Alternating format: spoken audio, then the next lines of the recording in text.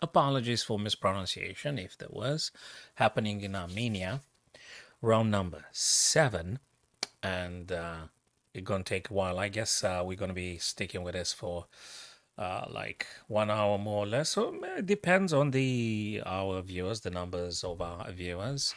And Amarian, good to see you, my friend. How's it going?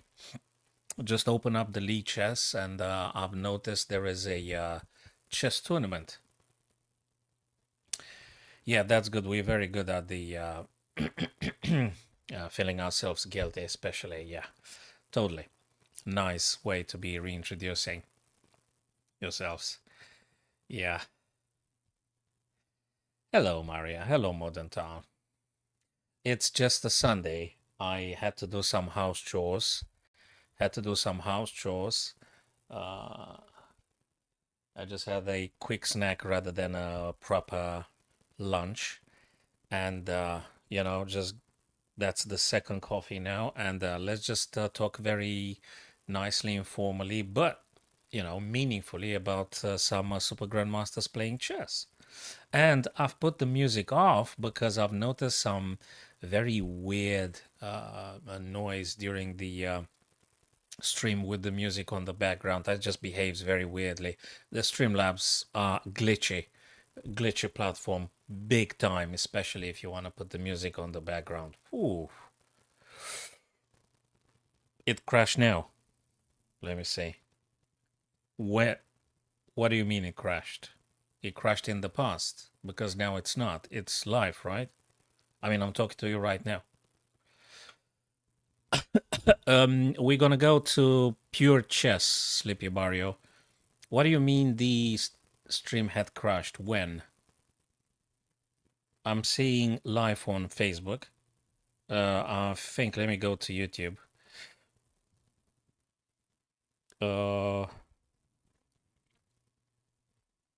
No, I'm live everywhere. Probably you're talking about the past. Marian, you're talking about past. Because now I'm live. Yeah, in the past I had massive issue with OBS. They're full of glitches. I mean, OBS is a thing, and Streamlabs may be a private enterprise that charges for services if you want to go pro services or something, but it's still glitchy. So I'm not happy at all. Not now, maybe later. Who knows? Okay. Bishop d5 had been played by, I haven't heard of this guy. I think he represents Armenia. Grandmaster representing Armenia. Matthias Bluebound for Germany. And now let's go to the candidate moves, guys. Let's do some chess here. And what is White supposed to be doing, though? Can you refuse the trade asking for a friend? Could you just refuse the trade? And if you refuse the trade, should you be refusing with bishop d3 or bishop a6 just to take any c8 intention from black to get the rook or whatever? Is that something? Just curious. Bishop a6, I think it's cool. Bishop d3 is cool because actually keeps an eye, on the h7, b1, h7 diagonal, which is not a bad thing. I don't think it's ever a bad thing. Now, depends how you want to think about the strategy here. I kind of like both. So if I am to decide now, where do I move the bishop? Now, I wouldn't trade. I don't think I would trade. I wouldn't trade. I would actually quite spend a couple of minutes to deciding if I want bishop d3 or if I want bishop a6. And actually, I think Matthias Bluebaum, actually he thinks right now in between the two, unless he sees some other stuff. But definitely it's something.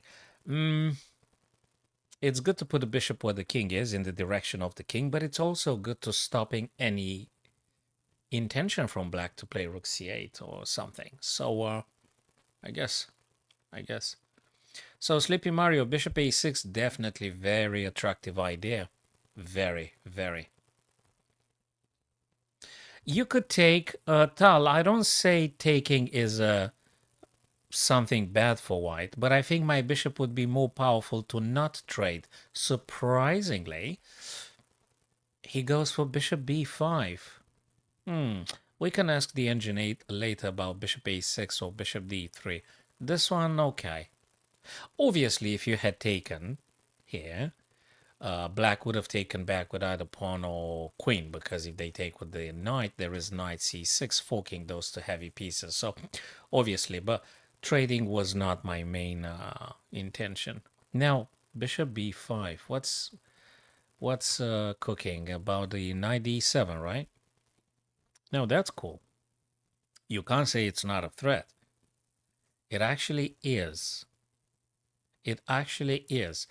So guys, I don't think bishop a6 or bishop d3 were very bad, but actually bishop b5, threatening now to play knight d7, I think that definitely asks a question for Mati.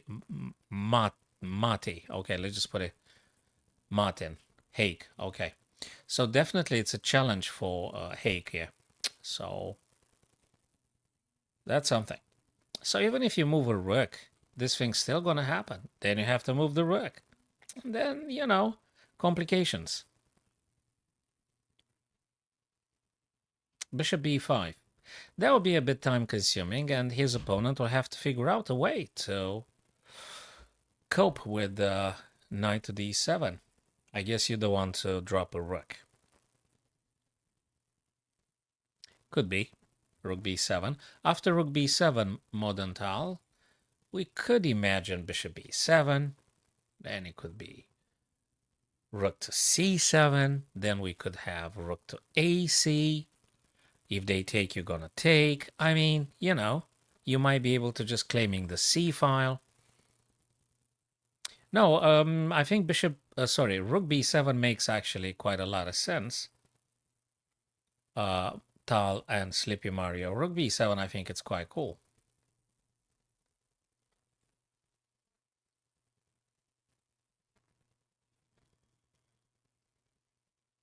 I think white is doing maybe a bit better. Slightly. I don't think it's a fundamental advantage. I think there is a way out. There is a way to be dealing with this. I think you got to think of rook b7, rook c8, rook b7, rook b7, rook b7, I guess makes sense. Rook b7, bishop a6, rook c7, rook ac1. You just play like this. I don't know, queen b8 afterwards. Rook b7, bishop a6, rook c7, rook ac1, queen b8 to making space for the other rook to go over to the c8 file. Although it's getting funny, but you have to consider everything. And I don't know, could you also do some f6 at some point whenever you got a chance? Could you be doing this? Maybe you could. Maybe you could. That's a question. It's getting funny. I'm not a great fan of pushing the f-pawn unless I'm playing the bird opening or the king's gambit or something. Rook c8, fellas. I did say rook c8. I did say rook c8. Could it possibly maybe rook b7 was better? Hard to say. So now if knight to d7, rook's going to have to move, right? I don't think you're going to sack an exchange. Rook going to have to move. And then, I don't know, you're going back. You go back. You're going to play like this? Well, now the question is for Matthias Bluebaum, what he wants to play now. Would you play knight d7? Knight f5. Would you sack an exchange? Would you play, I mean, like, what would you do here with white? I would probably go for this, but after this, so many questions. I don't know. Do you think you can drop bishop to a8? And after this, well, it's, sorry, apologies. It is white's turn to play. So this, bishop a8, knight takes. You're going to take back with what? With the queen. Can you sack an exchange? And then potentially getting knight over to d. Well, that's a very grandmaster question. This is a grandmaster strategical question. Knight e7, rook e8, knight f5. What?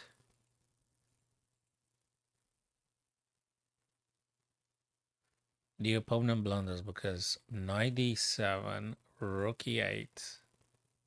What knight f5? Apologies, I don't know what you what. So if knight e7 and rook e8, you can't play knight f5. So knight e7, knight f5. What? I'm not sure I get your line of thinking. Knight f6 because the pawn is pinned. I understand. That's check. They gotta move. Well, in this scenario, can we just do just bishop? Sorry, it is white's turn. Again, it is white's turn. Knight e7. Didn't I say bishop a8? Just to do this. It's getting really, really, really challenging now for black, I guess. I think white calls the shots and white has a bit of initiative and actually it does more attacking. Seems to like white here.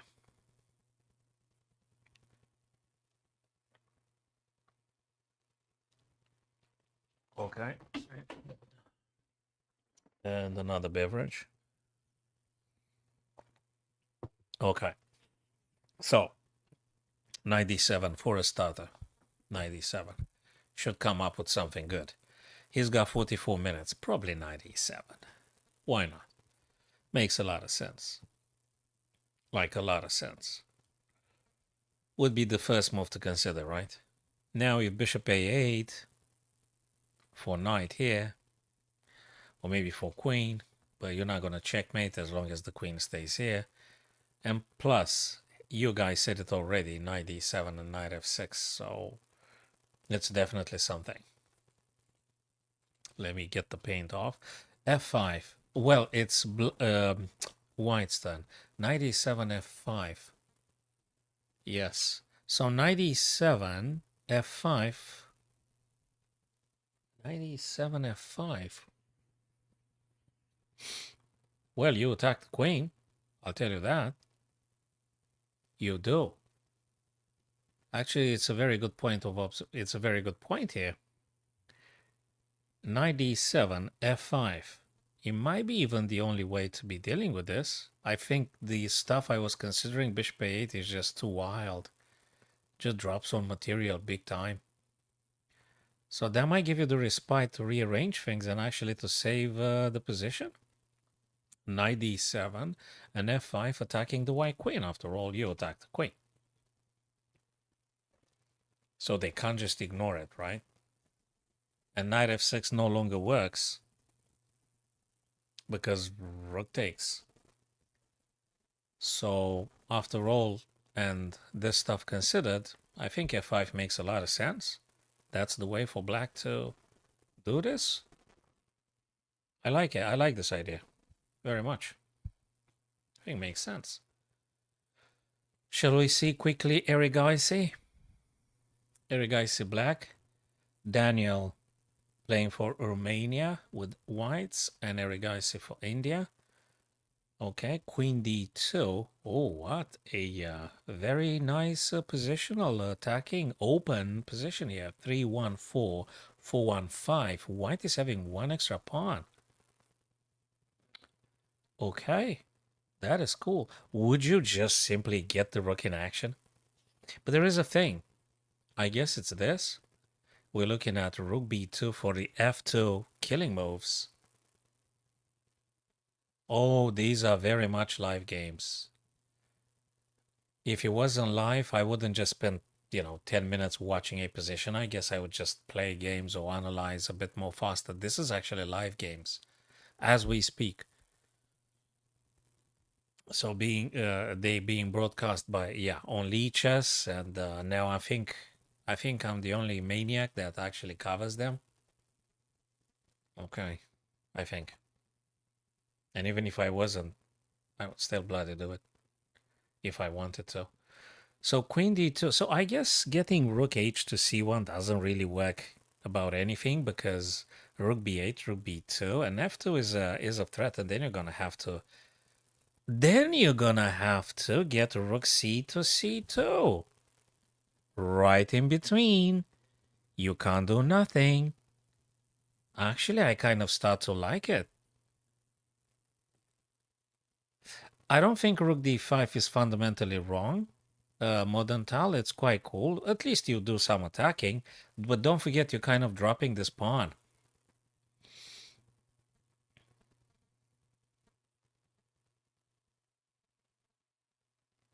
So if you play rook h to c, yeah, do we actually give up on the a pawn? That's a question. Do we give up on the a pawn? Do we play rook hc1 to activate the rook? Which, by the way, rook on h1 doesn't do nothing. Rook hc. We've established that if rook hc and black rook b2 for the checkmate in 2, you need to react rook c5 to c2 in between the two attacking black pieces and actually challenging them. And but if you play rook hc, which I think is good for white, by the way, and if you play rook hc and then black queen takes the pawn on a2, the question is how do you do beyond that? Do you play like queen f6, rook hc, black queen takes, queen f6? In order to make yourself some rook c7 pressure. And then perhaps you're going to take some stuff back. I definitely do like rook hc1.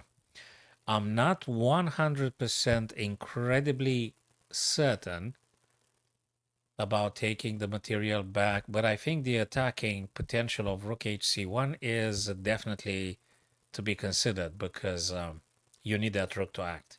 If you don't want to drop the pawn, you have to move the pawn up, or you have to play rook to c2. Rook to c2 now, which might be beneficial as well. So actually, all things considered, I'm really looking at rook c2. You know, rook c2. No, he went queen a4, defense, and maybe you're going to play rook hd. Mind you, though, rook can't really play because of this. So I think we kind of forgotten about that idea. Rook hc1 and rook b2 would have been a blunder for black because the other rook could have been just captured straight away. So actually, that's quite a good idea, that diagonal. Queen a4 keeps the eye. Well, no. Whoa. No, I messed it up. No. Queen a4 defends the pawn on a2 and prepares rook hd. But not now because they're attacking twice on d1. You can't do it. But doesn't lose the pawn. And he can do rook c2. Yeah, you sort of can. You kind of can, but what about this? I don't like queen a4. Wait a minute. No, it was. Okay. Yeah, so queen a4. Of course, I've seen the bloody rook on d8. Now, rook had moved. That's why it disappeared. No, I didn't miss nothing. Rook was on d8. He just moved it over to d8. Oh. As many as I can, Tal. As many as I can. Normally weekdays I'm commuting heavily, and if the rather than losing at bullet or blitz, on many occasions I'm just doing puzzles on lichess because it's free and you can do as many as you want. So 10, 20 more. But I like to stay with a puzzle. You know, I'd rather just see everything possible, all the sequence. You're making like a visualization exercise as well. It's good for your vision. So guys, looks like white has to take into account this kind of stuff. Rook b8 to b2 threatens first thing first checkmate, like, well, not checkmate, but it's devastating. It's absolutely devastating. So you can't allow that to happen. You might need to play passively now because you wanted to protect a2. Hello, guys. Hello, Vezo. Hello, Yash. He might be very well. That guy was incredibly creative. Tal was very, very, very creative, and that's what I like about him, maybe more than others, because he was seriously creative. He was actually enjoying the tactics so much. He was enjoying the complications. That's what I like about Tal. Very much. I prefer Tal over any uh, positional, calculated, everything under control player. So I'd bet on Tal any day. Not mentioning, guys, that actually chess is being highly psychological. Hello, Simpson. Good to see you. Chess is highly psychological, and you do strive to keep things under control and predictable, but a psychological move really challenges very much the human mind.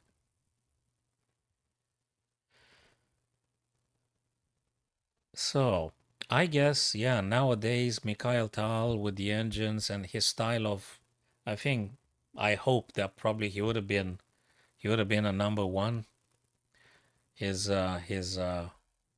super creativity. Well, he's not alive anymore, so it's difficult. So yeah, but yeah, that would have been awesome, right? Or Fisher, or or Paul Morphy. Take it this way. What about Paul Morphy if he lived today in 2024? Imagine.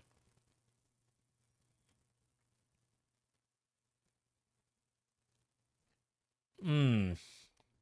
So let's try get their messages. So people say queen takes a7. No, I've got a problem with rook b2. You can't ignore rook b2. Rook b2 is a serious killer. I mean, rook b2 and queen d2. If they take on f2, I think you got a problem. You do have a problem. You can't allow rook b2, I guess. You can't allow this. You have to do something. I'm not sure if that is queen c2 or if that is rook c2. You need to stop rook b8 to b2. By the looks of it, you have to stop it. Really. You have to stop that. How to analyze the games correctly? Well, look at the game. Okay, so the game had happened. It's not a problem to using the archive, to put the stockfish on, to put the evaluation, everything on. You could have a quick read of a game without nothing just to make your mind thinking. And then after you've reviewed the whole game by yourself, go back and check with the engine if your interpretation was correct. So I think if you really want to take it seriously, I think that's probably the best one. So when you reanalyze the game, use the engine, but I think the first read of the game, of the analysis, it could be just human mind. So in this way, you can test yourself if you've actually noticed the most critical moments, if you notice the move that was supposed to be played either for you or for the other guy. If you really completely want to approach the analysis of a chess game, you need to think almost everything for white, cover as much as possible for black, for yourself, for your opponent, and then check with the engine if you actually understood the right ideas. Definitely, you have to resort to the engine at some point. You need to make sure you saw things correctly in the right way. And that will take you some time. I mean, as I said, a proper analysis of a chess game will take you at least an hour, if not more, if you really want to look into every single stuff that could have happened from the beginning to the very end. Now, you can skip the first 5, 10 moves if they are just theoretical. If you play Sicilian, whatever, Dragons, Veshnikov, Naidov, or, you play like 5, 6 moves automatic. You don't need to stay with those maybe. But afterwards, you got to stay with them. Yeah, Rook HC. Mm-hmm. I understand why this had been played. First thing first, I did say Rook HC1 even, before Queen A4 played by Bogdan Daniel. And I think Rook HC wants to say something like Rook C5 to C2 or Rook C2 to Rook C1 to C2, because this is the antidote for Rook B2. That's the response. If black plays rook b8 to rook b2 for this, which is serious threat, then you will have to play, I suspect, rook c1 to c2. That's the stoppage. You're controlling twice that square. So your black takes, you take again, and it's fine. It's fine.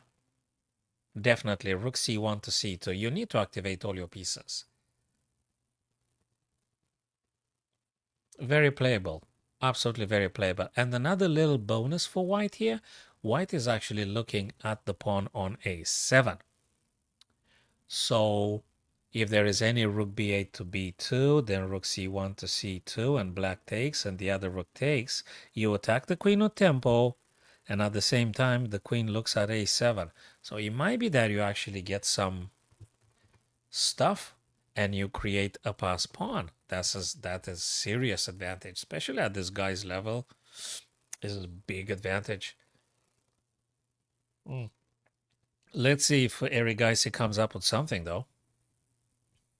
And this is live game, by the way. Of course, guys, these are live games. I think it's an Armenian chess tournament.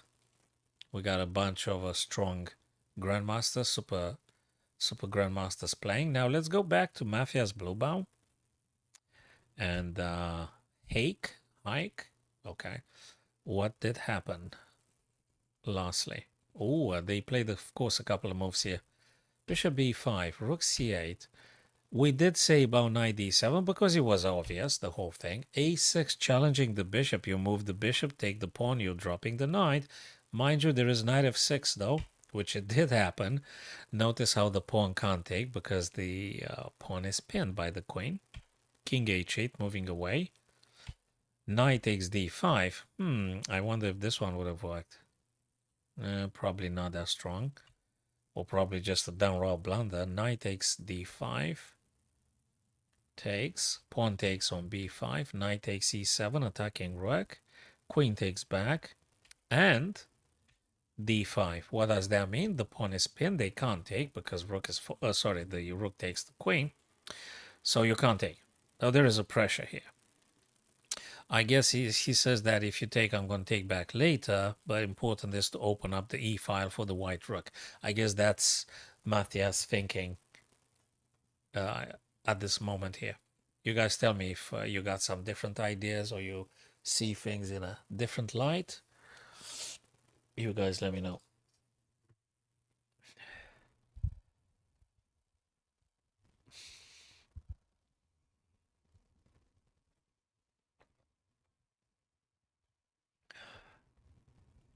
d5. Should you like push the pawn? You kind of can. Kind of, I guess. I guess you can. And then maybe some f6. I don't know, I'm not sure yet. You don't really want to keep the queen there now, but where do you go? Oh, wait a second. That didn't happen. That was a mouse slip, guys. You disregard the move that I just played. That was a mouse slip. So d5 challenging here. Can't take. Maybe you push. I don't know. Maybe you push. Maybe you move the queen, but that's already 3 attackers there. So maybe the only option is just to push the pawn. e6 to e5. Is that the case, I wonder? e6 to e5. Maybe. And what else can black play here, really? What else can you play? Is this one doing anything? Is this one doing anything?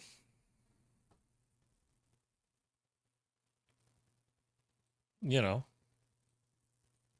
if you want to make it really sharp, but you got to sit down and make sure that this option actually does work out. The rook c4, queen has to move, right? It's getting really funny. If rook c4 is going to get really funny. Like really funny. Rook c4.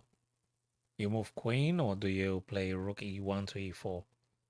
Phew. That's a good question. There you go. There you go. I thought I'm just talking nonsense, but I'm not. Because if a grandmaster actually thinks like me, that's cool stuff. Rook c4, there you bloody go. Now it could be rook e1 to e4. It could be. It could be. If they take, you take back. Again, same principle applies. The pawn is pinned. Okay, I'm quite happy with the predictions. Quite happy. So the understanding is pretty much similar. Rook e1, e4. I like rook e1, e4. What else can you do? Well, if you don't do rook e4, you're going to have to move the queen. You could play queen e2. So let me just do the possible ideas. Queen e2. Still the pawn is pinned. You attack the rook. You attack the b5. They take. You could take the pawn or something. Back rank. What back rank? No, I don't think there is. Not now. No, if there was double rook or something, yes, Yash, I think you were correct. If there were rook after c8, that's not to say after rook e4, black won't play rook c8, mind you. So that's a good point you said, though. If rook e1 to e4, Yash, black can respond rook f8 to queen e2. I did say that. I said that white has two options. I said it's this or it's queen e2, and it came to be queen e2, which makes sense. Again, another cool prediction. Pawn is still pinned. There is pressure here. So you're going to take your guy back. That is the pawn back. And now we can debate again. What does black play? You're going to play rook fc? You kind of can. Is there anything else, like pushing pawn? Just saying. That one can be completed, discarded. No, that was a mouse slip. I didn't play that.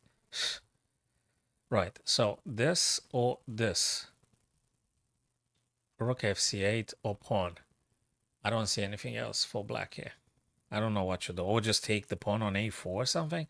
I mean, like rook. I'm not incredibly ecstatic about this, but I think it's playable. Yeah, rook a4. So I've done 3. So I'm going to do this. I'm going to do with red the candidate moves I think they are most likely to be played by either white or black. And I'm going to do with green those that I'm a bit more doubtful. But they're still candidate moves. So I'm going to keep this color code for this kind of stuff, my friends. And by the way, I think this is a very good type of exercise for any chess enthusiast out there.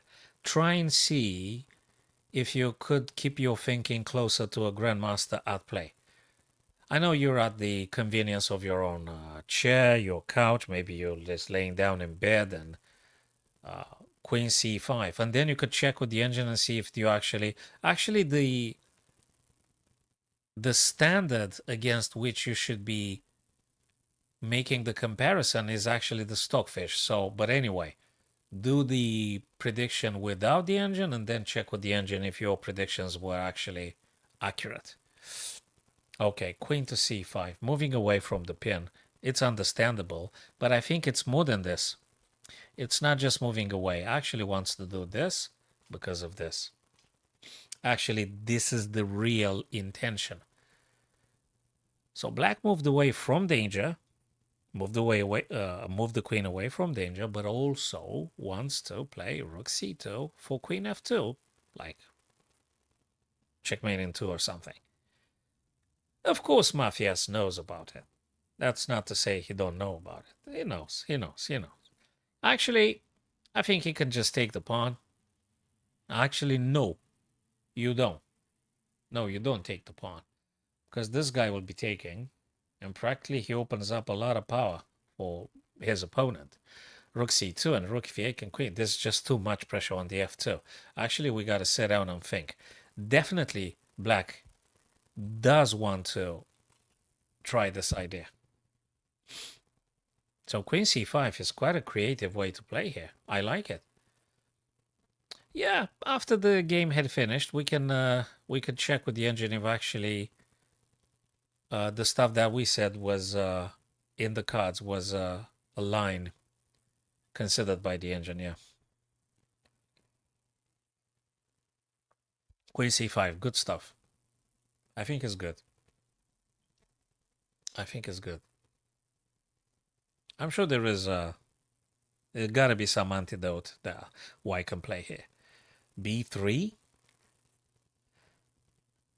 b3 now, you say, Tal. b3 now with white? And you disregard rook c2? Are you sure? I'm not sure how b3 actually solves the problem about f2 being attacked, frankly.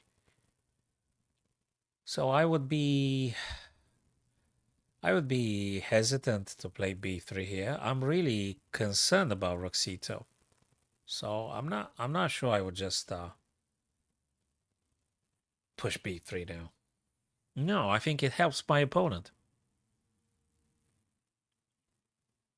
If you're white, you gotta figure out something else than b3.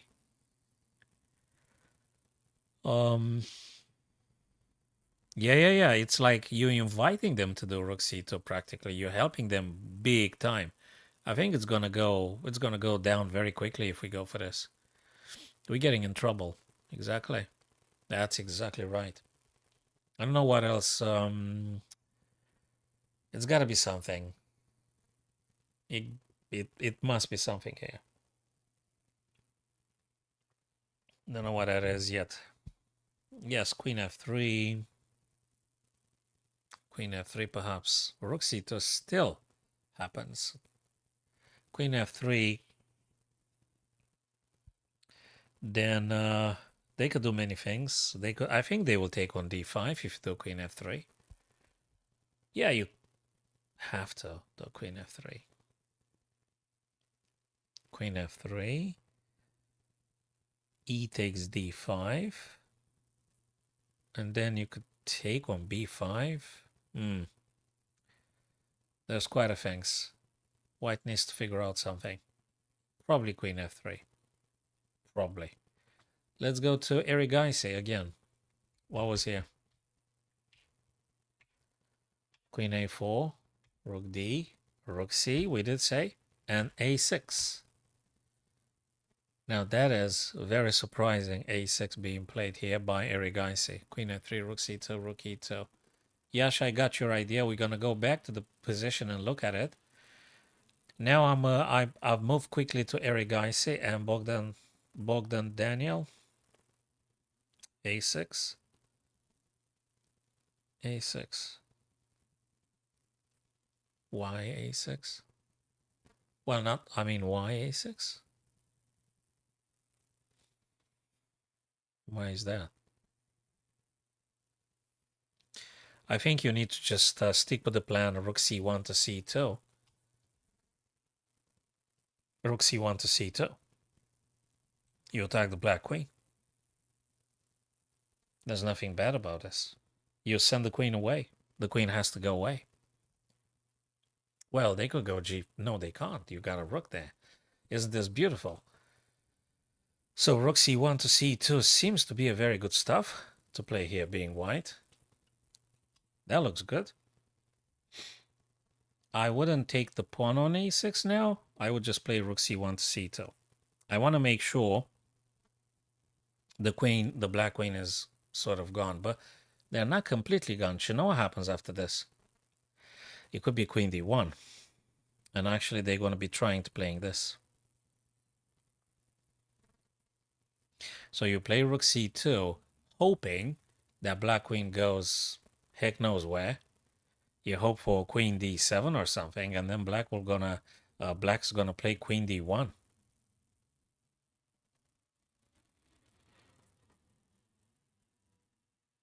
It's actually a back rank issue here.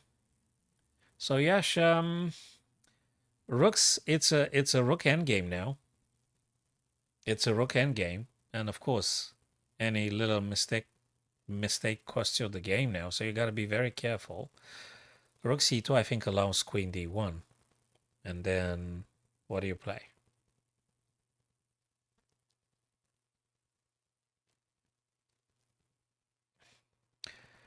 Yeah, me neither, but the game that we're currently witnessing, it's quite a strong game anyway.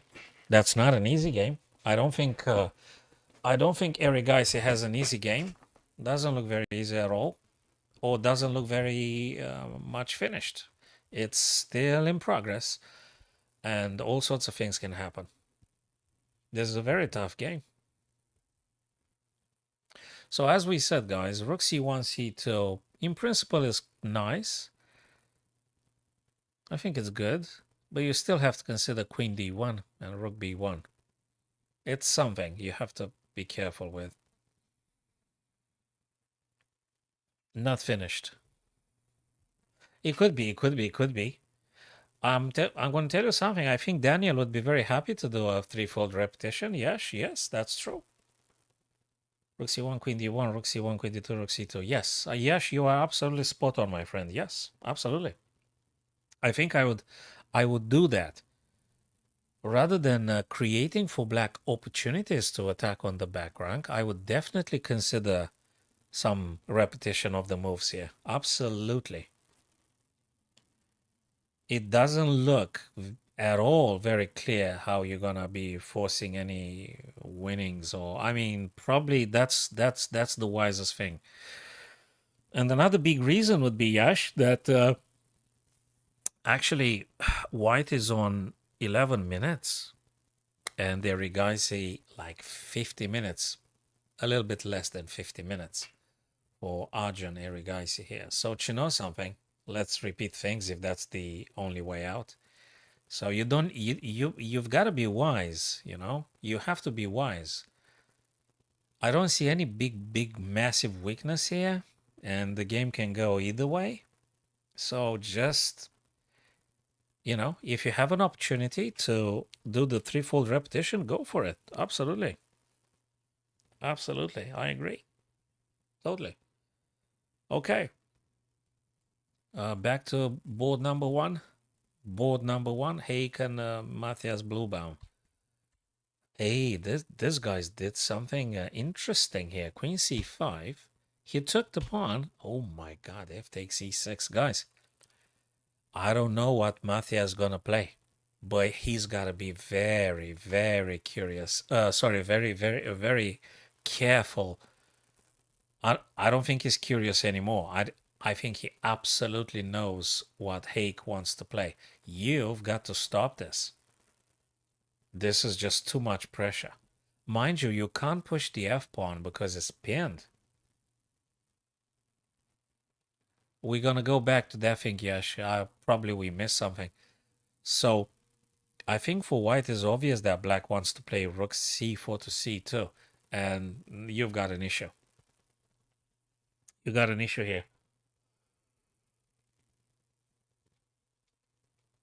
You can't even go for the pawn because f2 is hanging. This is really serious. He tries to attack the queen with tempo and to deflect the queen. That's what it's meant, or at least deflect the rook. With the price of a pawn, Matthias Bluebaum wants to deflect either queen or rook because the pressure is just too much. We're talking about the f2 square. So he wants to water down the attack a bit, just a bit, diminishing the attacking pieces. I like this b4, but I'm not sure it's the soundest ever. But the pressure is huge on f2. I'm not sure he needed to take on e6. I think I said before, taking on e6 helps black to increase the pressure on f2. I'm not sure about that pawn taking on e6. I'm not sure. I'm not sure about that one.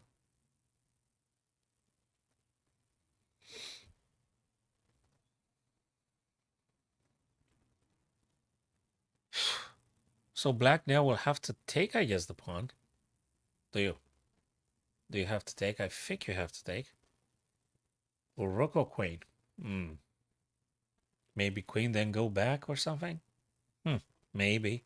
And there are a couple of more. Now, let's go back to what Yash said about the previous game. Oh, he played the most defensive move ever, but maybe that's the wisest way to be dealing with So what did you say here? You said if rook c2, queen d1, rook c1. Oh, right, it's the pin. I see what you're saying. Yeah, it's the pin. Yes, it's the pin. You're right. So for this reason, then Bogdan Daniel moved the queen out of the future pin, if we may say that. But now we still have this, and he found the rook f1, which, by the way, you have to, because you got a problem with f2 here, battery. You lose the game practically. What did he achieve though? What Bogdan achieved here is this passer though, and there is also this trying to get rid of the rook on the back rank so you can create more.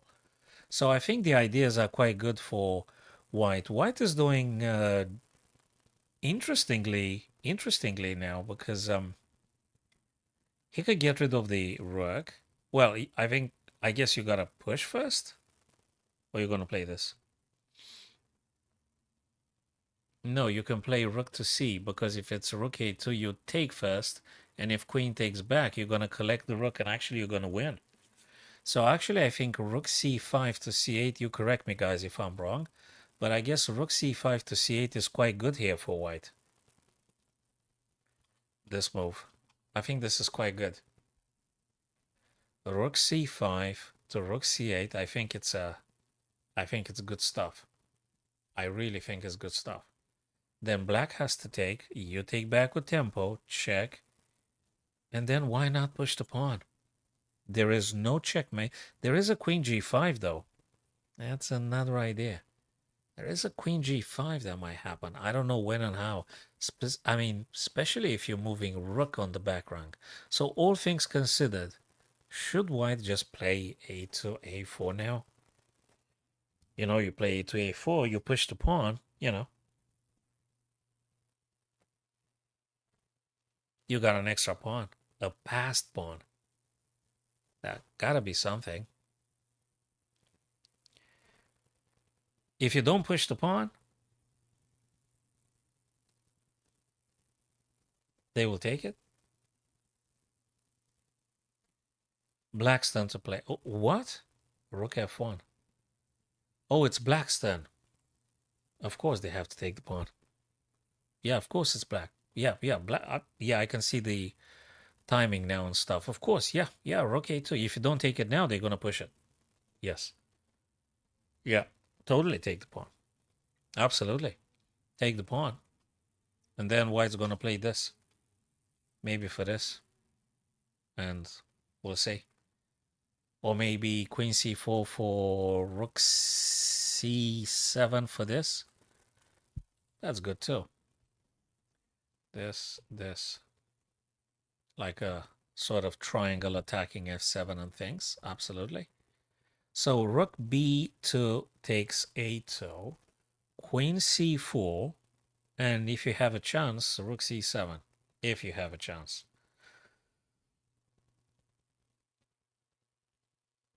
And yes, black needs to take. Yes, of course you have to take. If you don't take, white's going to push the pawn, and you're going to have an issue with that pawn. Going to be a thing. You cannot allow that pawn to survive.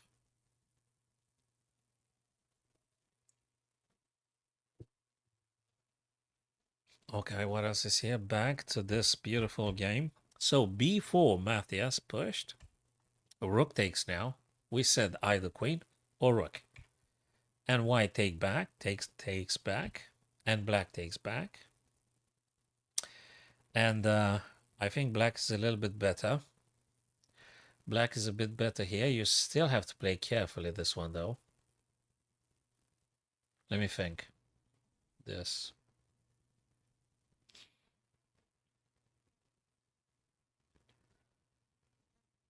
They're going to move probably along the 5th rank because queen has to stay in touch with the black rook. White's turn here. Robert's game. Let me see. Robert. I don't see. Ah, the last game. Yeah, we could definitely go and have a look at those guys, Robert and Sargassian. So, yeah. So, would you actually play one of the two rooks to attack the queen? You could do, I guess. Let's have a look at the stuff you said. Let's have a look. Queen e5. Queen e5, queen e5, queen e5. An interesting position here. Yeah, of course you refuse to trade. You want to refuse to trade. Your queen is very much doing a lot of attacking ideas. Why would you trade? No, that probably was more difficult to attack if you trade off the queen. And the black queen is too passive, modern tile, so why not just keeping the white queen? It's more versatile, is more flexible, does a lot of attacking. I don't see why you should be trading here. Keep the queen for now. It attacks more. And there are weaknesses for black. This is an isolated pawn. This is an isolated pawn. Two big weaknesses for black here. C5 and A7. So I don't see why you should be trading here being why. You got to go for those weaknesses in one way or another. I don't know, queen B8. Yeah, you have to try to target those pawns at some point. Blackstone, by the way. Blackstone. Black is defending. Black has some weaknesses here. And another, so that's just two weaknesses for black, but there is another weakness. It's this pawn here on e6. That's a backward pawn.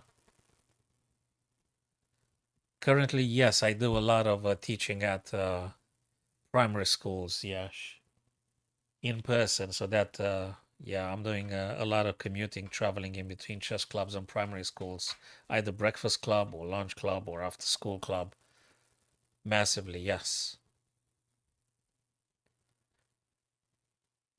So three weaknesses for black here. E6, backward pawn. C5, isolated pawn. A7, isolated pawn. A lot of three weaknesses, that's definitely.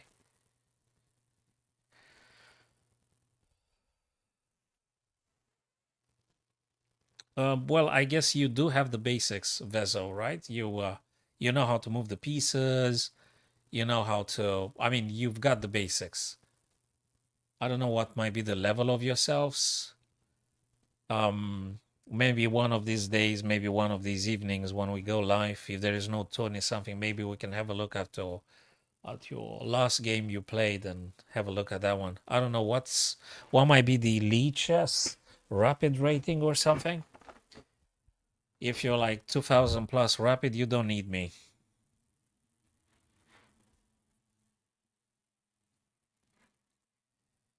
I don't know what's your level, Vezo.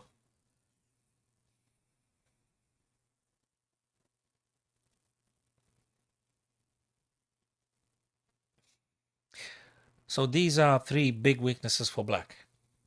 Not mentioning there is also some ideas that white can speculate at some point. The bishop is also stronger than this guy here.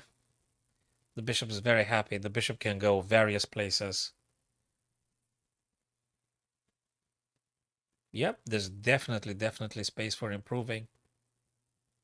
For all of us, absolutely, totally, yeah.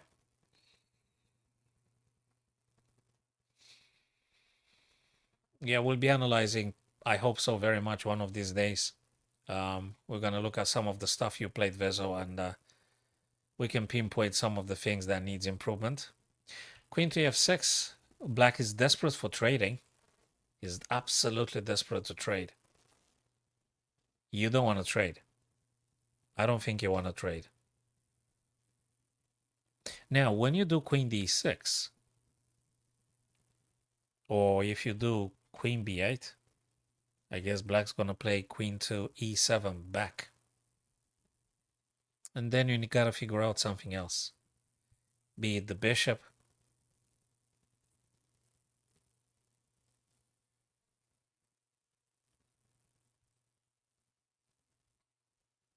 winning a pawn, trading off the knight and winning a pawn.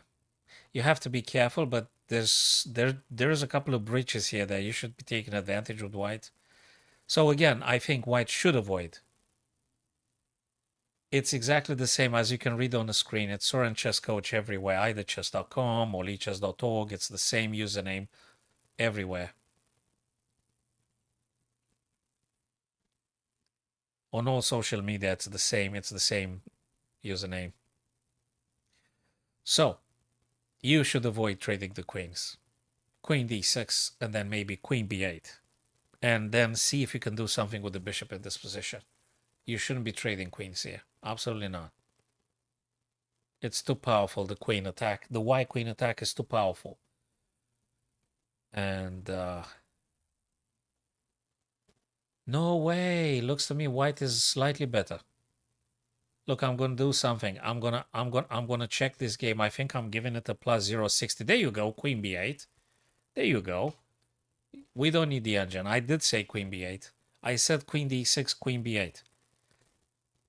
I mean, I don't need the engine for this. I need the engine to actually confirm what I said, that actually white is better because black has 3 big weaknesses here I've just highlighted. So I think it's a plus 0.60 plus 0.70. Hold on a sec. Let me see that. Come on. Where is the evaluation gauge? Did they give me anything? Where's the evaluation for this? I put the evaluation on. Where is it? I don't see it. Where did they... okay, I don't see it on the screen. I put the evaluation gauge, but I don't have it for this plus 0.2. Thank you, Marian. Okay, queen to e7. Black is incredibly happy to draw here, I'm sure. Plus 0.2. Yeah, so there is tiny advantage for white, but I think you shouldn't be... You shouldn't be drawing here with white. You should play for the win. You've got 23 minutes. Robert is having 23 minutes. Okay, let's just cover up things. You have 23 minutes. The other guy 25. There is big weaknesses here. You shouldn't be playing for a draw this one. He should be forcing a win. It's just not that much over forcing. It makes a lot of sense to play for a win here. The white pawn islands are definitely way better. White is better here. Let's go now to Matthias and Haig here. So Vezo, go for 20, 30 puzzles daily.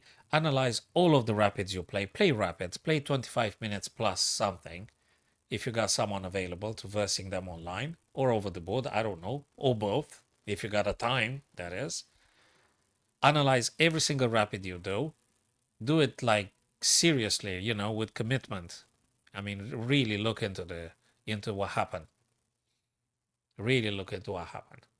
Analyze without the engine first, and after you've done it, then put the engine on. Take move by move by move. And analyze as much as you can. And check then with the engine if you were correct. Watch YouTube videos, lessons. Look for, you know, grandmasters, super strong guys that are teaching you how to do Najdorf or whatever stuff you want to play. So get your favorite openings. By the way, you don't need to play a super extensive opening repertoire. So I wouldn't say learn everything that's in the book. No, I think keep yourself just with a few openings for white and black, just to cover e4 and d4 for both white and black.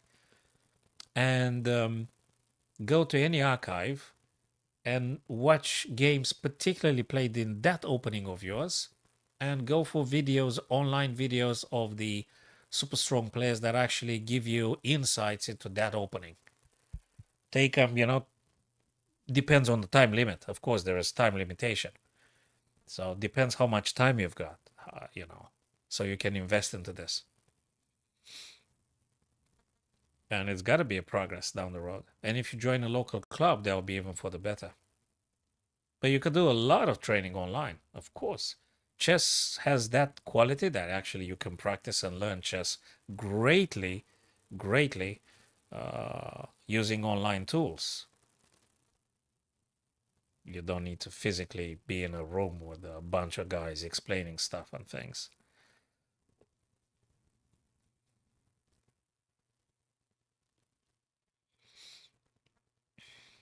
Oh yeah. What's this knight bot? All right. Yeah, Catalan is good. Absolutely. Nimzo. That's absolutely fine. Yeah. I'm sure there is a lot of video materials about Nimzo and the Catalan. A lot. And if you go to Chessable, guys, if you go to Chessable, you could get 5 courses for free, and they are very good, especially, and even the sweet and short ones, they're still quite instructive.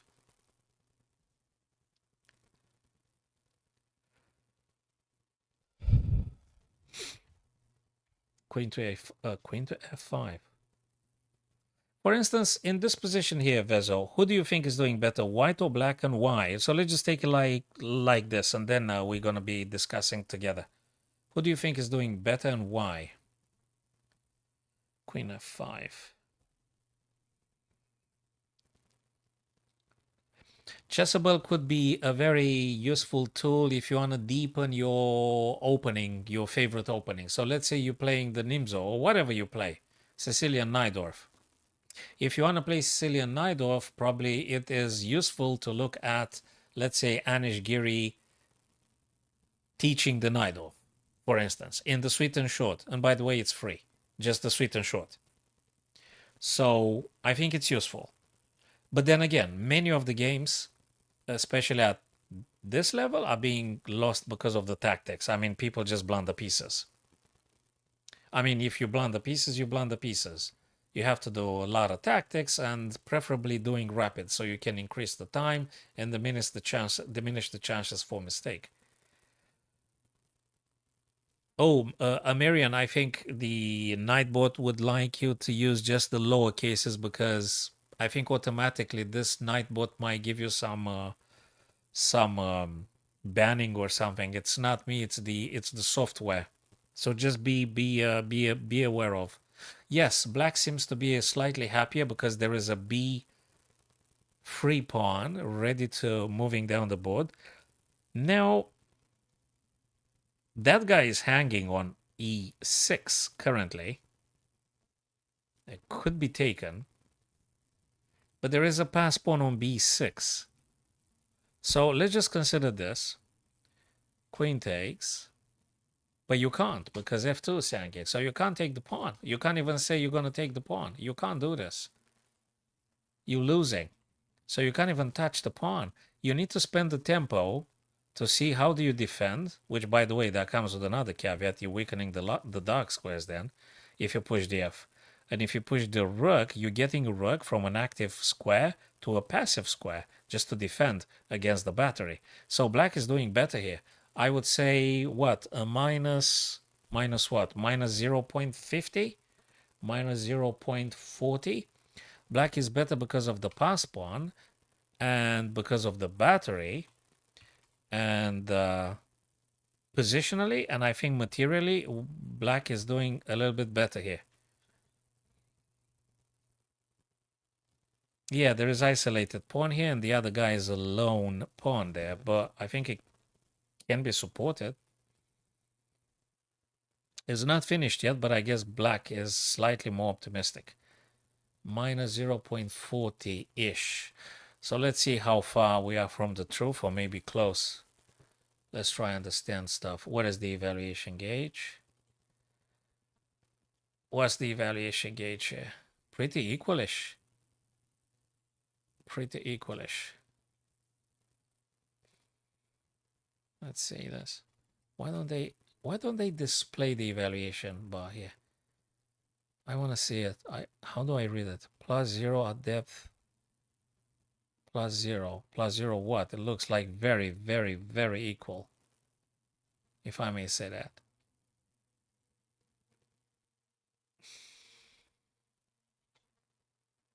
Okay. I can't see the evaluation now, but well, it says here, it also shows. But I prefer blacks here because of this battery, because of the passer, and because black is having 32 minutes, and because white has to do something defensive to look after the f2 threat.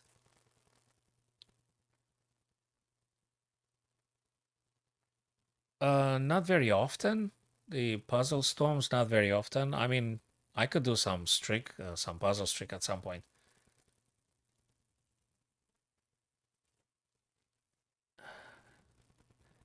But there is a Stockfish 14 here in local browser. I don't know. I guess that's the default software they've gotten. Yash, I think this is the default one they got there. I think at some point I downloaded the version of the lichess with Stockfish 16 or something. Or I think on the mobile app it's Stockfish 16 or I can just read the Stockfish 14, but anyway.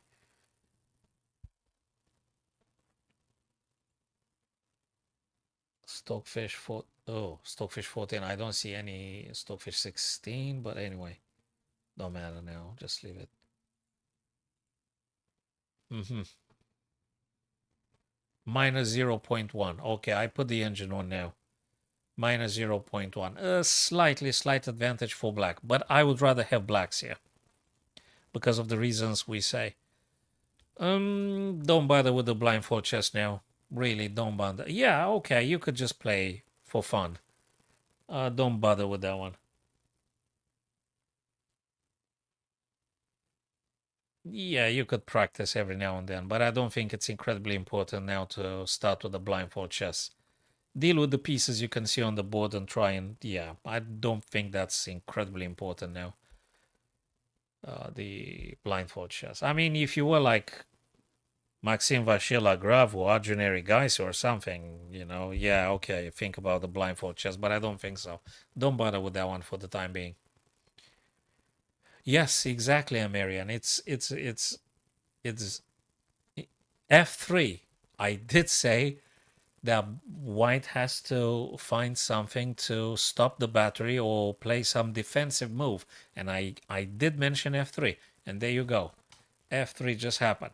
Reason being, you need to free up the queen to do something, potentially taking that pawn. But that comes with a little weakness here. I think f3, long term, I mean, my friends, long term, white king is vulnerable to dark square diagonal, whatever that may be. I mean, there is something along that diagonal. So yeah, f3 had been played. The intention for white simply is just to take on e6 now, I guess. They got to take on e6.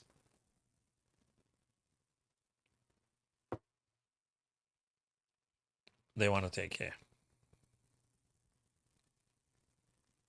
Is black going to push? There are situations where the f-pawn, as an exception, it's good to push it. In most of the cases, not, but there are always exceptions in chess. I think he's right. Most of the cases, yes. I think he himself will tell you that. Never, it's not like never. In most of the cases, yeah, pushing the f-pawn, it's risky business, especially if there is a bishop on that diagonal or a queen, yeah. If there is only two knights and kings, I think you can push the f-pawn. So let's just put it this way. There is no bishop, there is no queen. Then the f-pawn is fine. You don't have a problem pushing the f-pawn if the bishops have been traded and the queens have been exchanged. Then you push the f-pawn, it don't matter. But if there is a queen or a bishop, you do have an issue with the f-pawn because you'll be attacked on the diagonal. That's the main reason for this. That's just the main reason. Now in this position, f3, it felt kind of almost necessary because this is a real threat. And at the same time, you need to try and take some of the material back. And you can't take because, queen f2 check and things. So sometimes you have to compromise. And now I guess the player with the black pieces would probably push the pawn. Wait. Will they push the pawn? Well, no. Sorry, that would be a massive blunder because there is no connection in between the black queen and the rook. So he can't do this now, of course. He needs to think about something else. I don't know what that is. Rook, maybe? Rook e8? Is that working? Rook e8? Let me refresh the page. Rook e8. Do you want to lose the pawn? You don't want to lose the pawn, right? You don't want to lose the pawn. Okay, what else is here?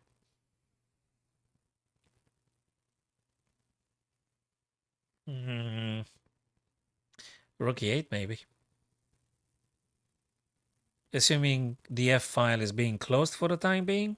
So why not getting rook from f8 over to e, and then you save the pawn? I guess. I guess you can. A bit defensive, but you defend the pawn or not. And if you don't defend the pawn, you gotta look for some attacking ideas then. So how do you attack? What do you attack? What does black attack? I think black needs to focus on pushing this guy on b6, but how do you push the b6 pawn? How do you push that pawn down the board? Okay. So a couple of guys drew. Eric Gaisi drew. Samuel Sevian drew. The ones that are playing are these three games currently. Matthias, Haig, Petrosian, Tabatabai, and the other two guys. Okay.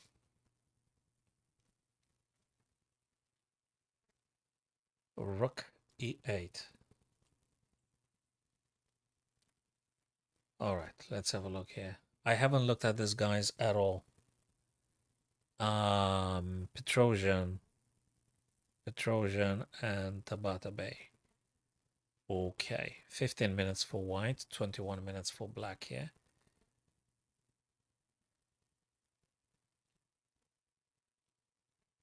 It is very likely to happen as an appendix.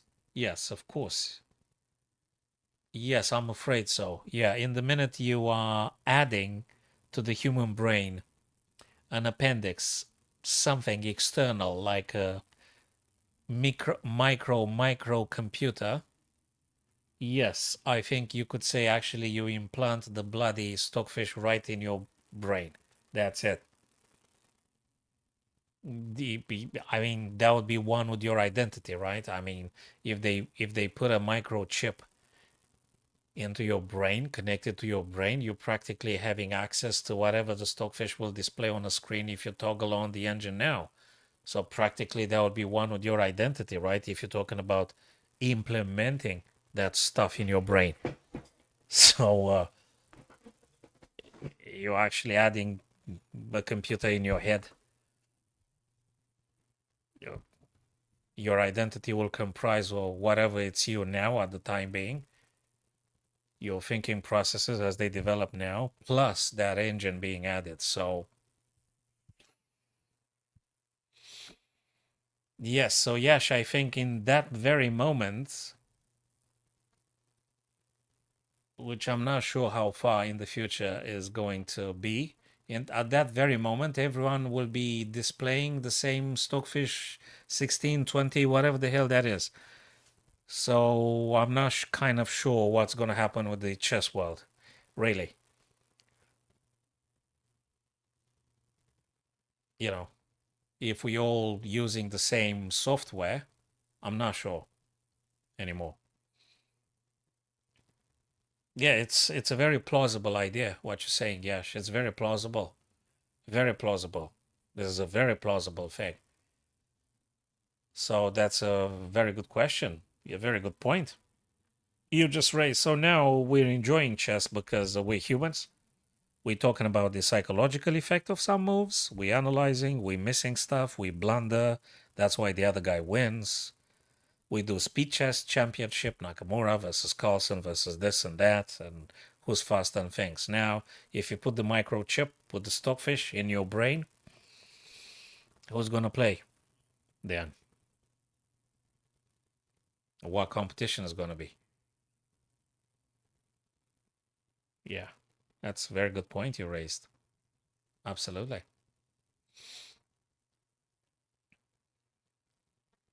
I don't know, maybe you need to dissociate some sort of, I don't know what kind of schizoid personality, to being able to aesthetically enjoy a game and at the same time you have access to stockfish and that's very weird. Anyway,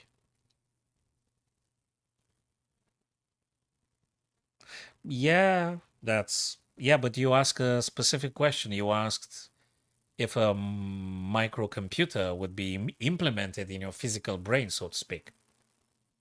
You say, so that's one very important aspect. They already compete. I mean, Stockfish and Alpha Zero or whatever, Komodo, what chess software are on the market, they're already competing, right?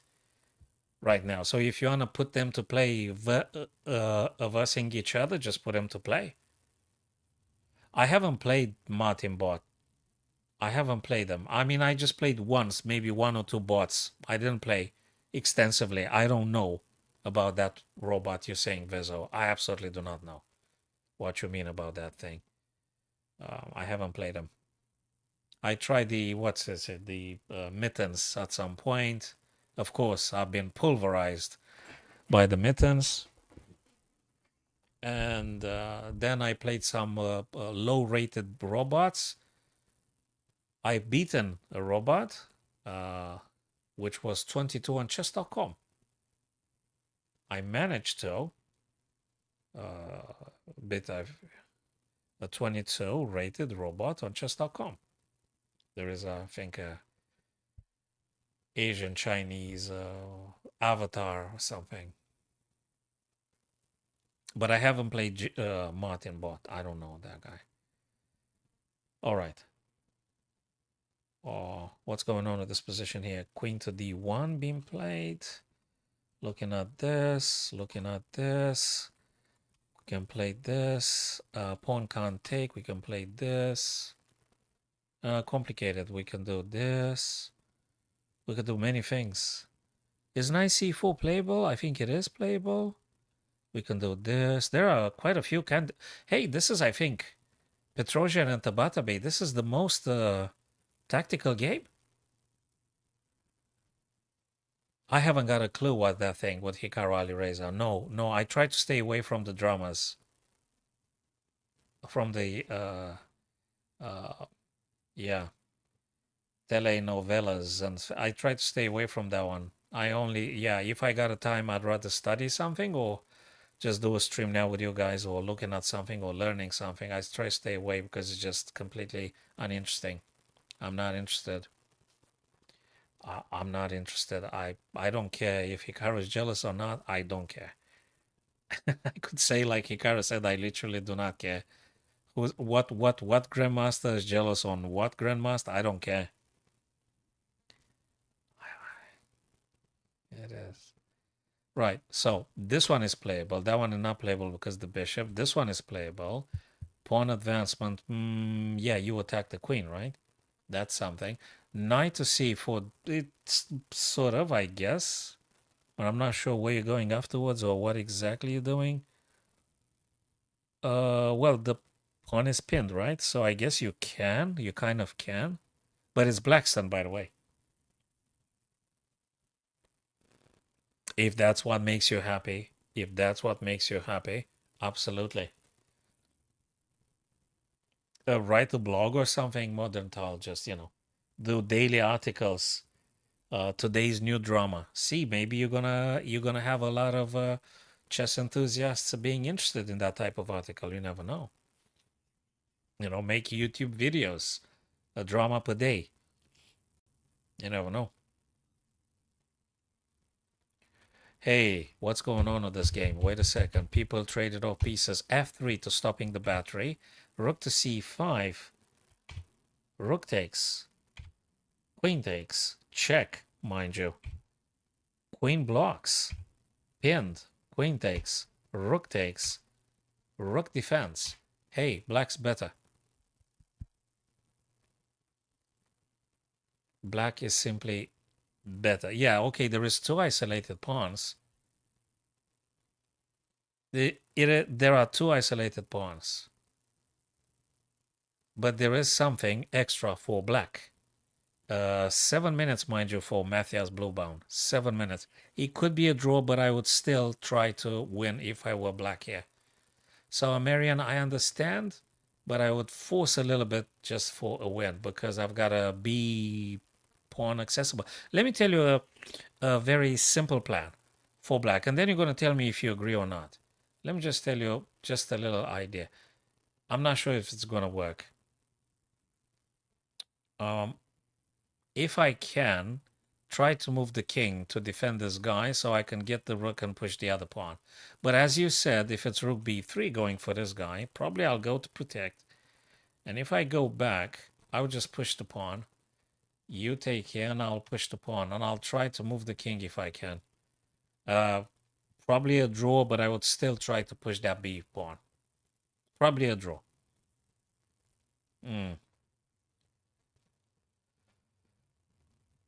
I haven't seen that video. Okay, exactly as you said, guys. There you go. Exactly as you said, rook b3, people, and exactly as I said, rook b8. Now, if the white rook goes back, I'm not sure what I'm doing with black here.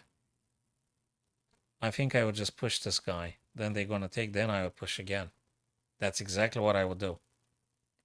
So, in this position with black, you either go after rook e3, you either go with the rook back, or you're going to stick with the rook on the b, push the b pawn down the file, and try to do something. I don't know. But if I was black, I would go for this idea, I suspect. And I would try to see if I can do something to consume more of Matthias' time. Because Hake here is on 25 minutes, guys, and Matthias is on 6 minutes. That does matter. I guess in 5 minutes they will have reached 40 move threshold. So I guess they're gonna get some extra time. I guess they're gonna be getting some extras. So yeah.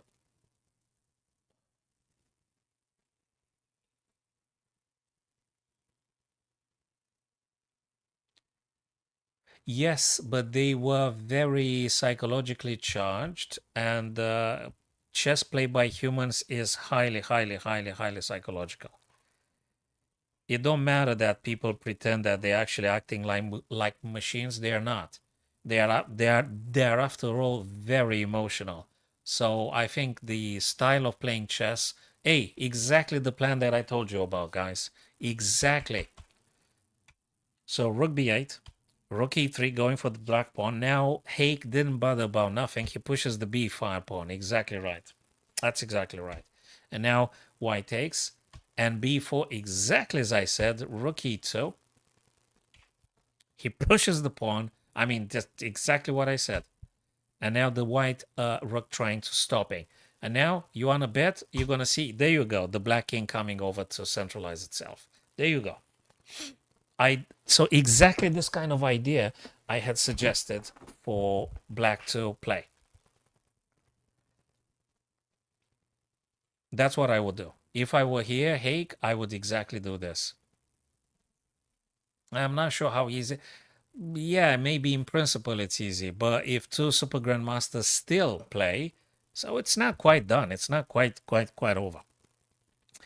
And Hake, I think, wants to take advantage. Oh, let me answer this message.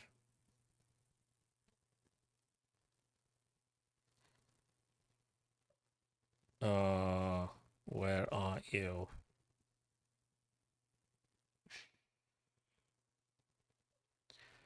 So king h7 obviously tries to get in the center, and the white king will try to play something. Notice how the white rook has to stay there. You can't move the white rook away. Yeah, and here is just actually 3-2. Difficult. No, I'm not sure it's that easy. I'm not sure it's that finished. If it was, they would have shaken hands already, Amirian. It's not that dusted, settled and dusted and finished, and it's not. They're still pushing. They're still trying to get something out of it, you know.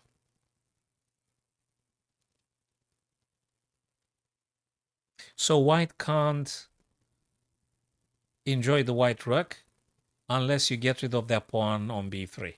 And yeah, the black king will try to what? To get himself in the center somehow, but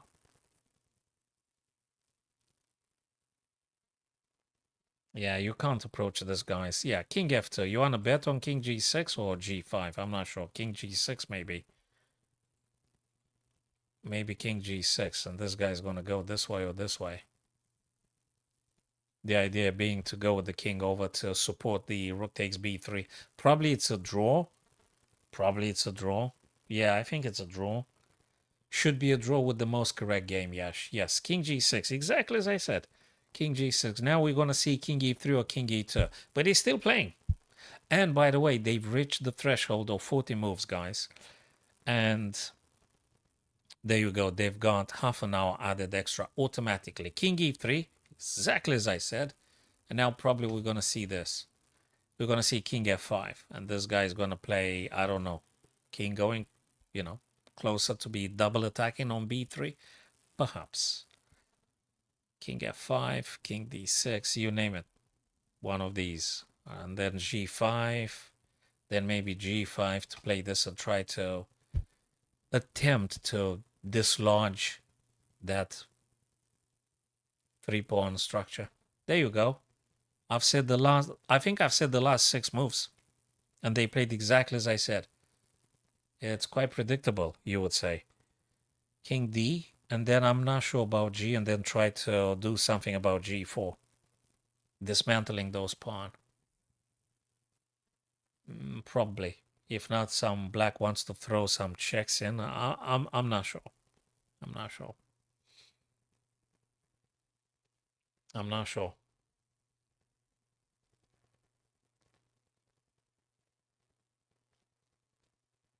I'm not very certain. I think G5, G4 wants to be played. I think he wants to do this.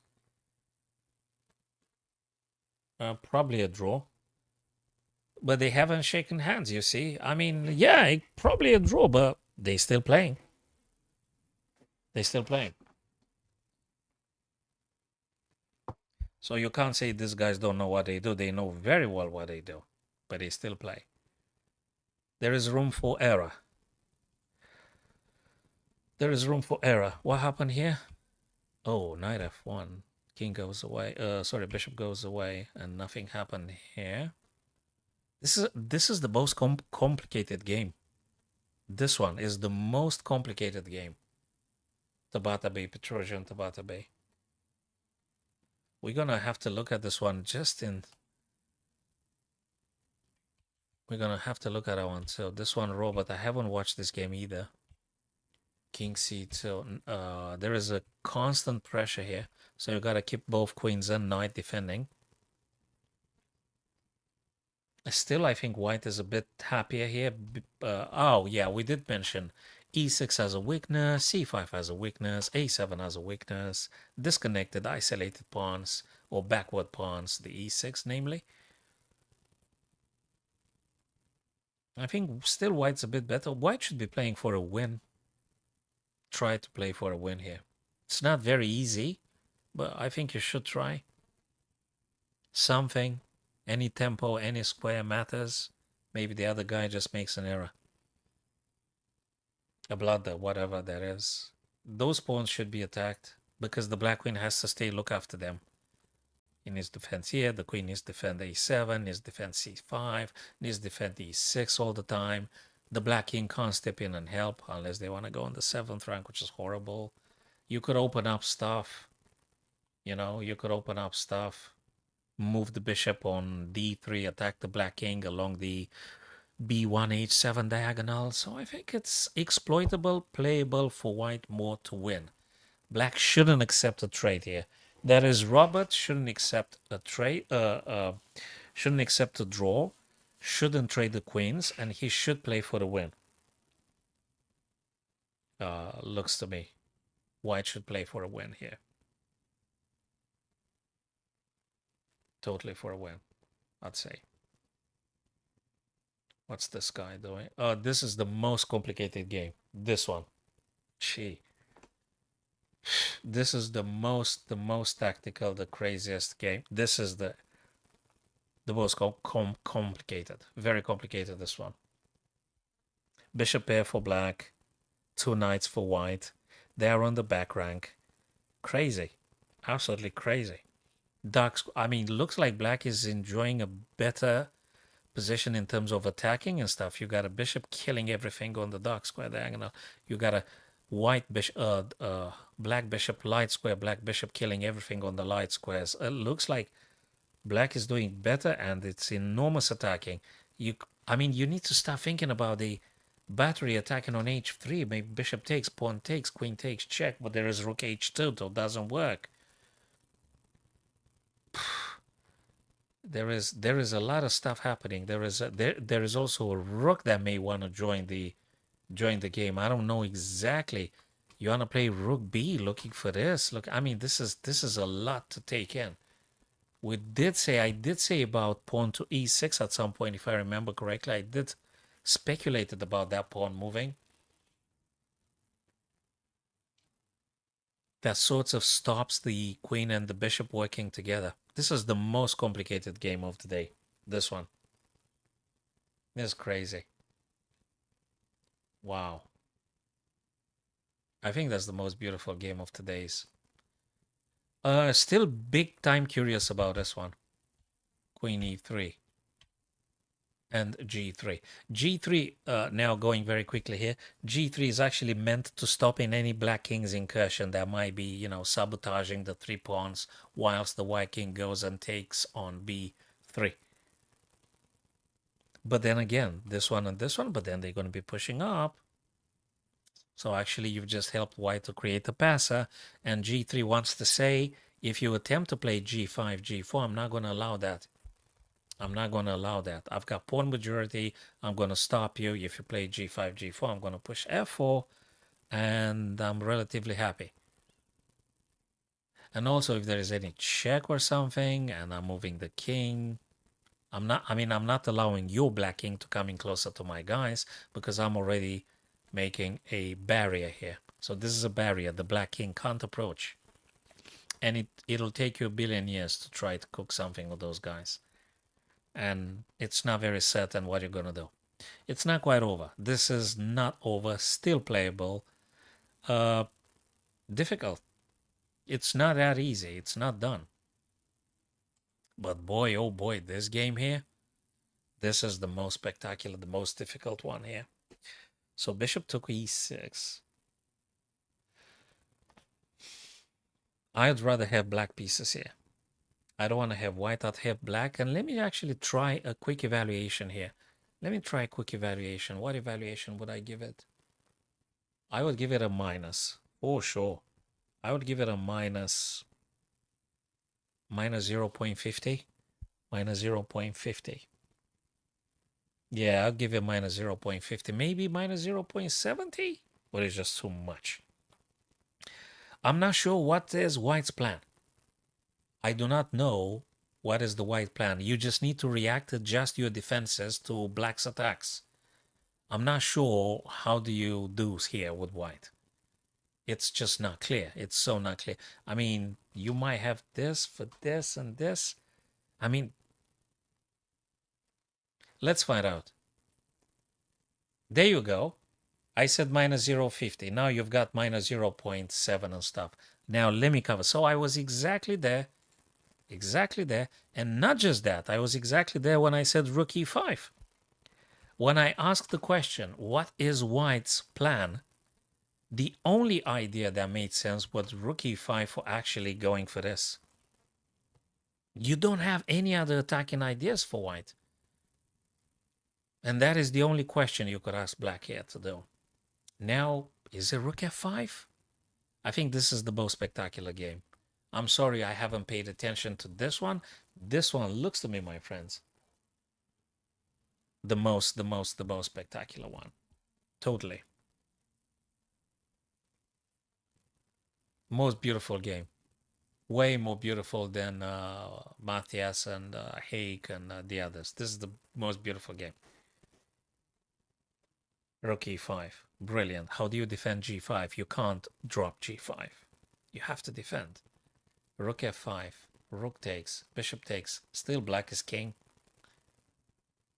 Black is king. Yeah, okay. Rook f5, knight here, right? Yeah, I'm still going to take, and then they're going to take. Yeah, okay. There is a lot of happening. There is so much happening. There's so much happening.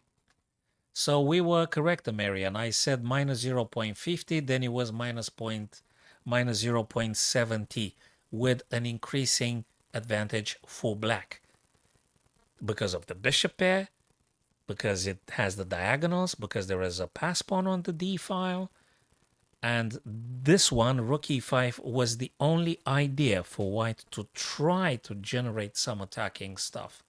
There's nothing to figure out. I mean, and black needs to decide how to deal with the threat now. Looks to me rook f5 has to be played. Rook f5. Rook f8 to f5. They take, you take back, of course. If they play knight d3, I'm not sure. Maybe there is an in-between move. Maybe you don't have to. Yes, that's another beautiful idea. I like it. I like the idea. I did speculate it previously about a potential sacrifice on h3, but as long as the rook was here, there is that rook h2 all the time available. But because rook had played now, can't you just play rook f5 first, though? I mean, rook g5 just checks you, man. They don't have to take your bishop, mind you, Marian. If you play bishop h3, I understand it's cool. Pawn takes, queen takes, check, knight goes in a pin. It's interesting. But after bishop takes h3, what if white takes on g5 for check? Really, what if they just play bishop rook g5? Have you thought about that one? Hello, David. Hello. So if you do bishop h7, rook g5, yeah, but then I think I'm winning right on the spot because of the rook h5 checks, and actually I'm taking your bishop. And that's just game over. White wins if that were to happen. Bishop h3, rook g, and if you play h7, rook h5, and I'm just winning. I'm Marian. That's it. Game over. White's winning. And I think lower cases would be better because I think the Nightbot software might be banning you guys if you're using the capitals. I think the software will tell you that. No. There is what? No, I don't think bishop h3 now. Not now. Probably you have to play rook f5 first, guys.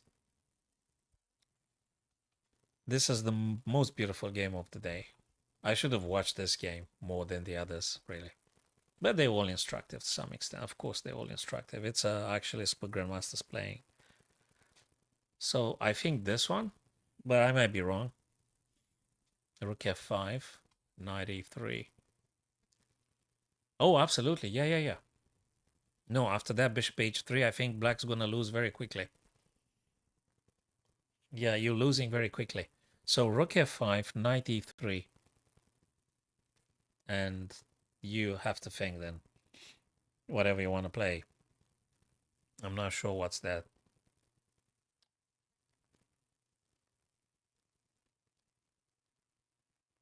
It happens to everyone. That's okay. No worries, guys. It's okay. It's a complicated situation here.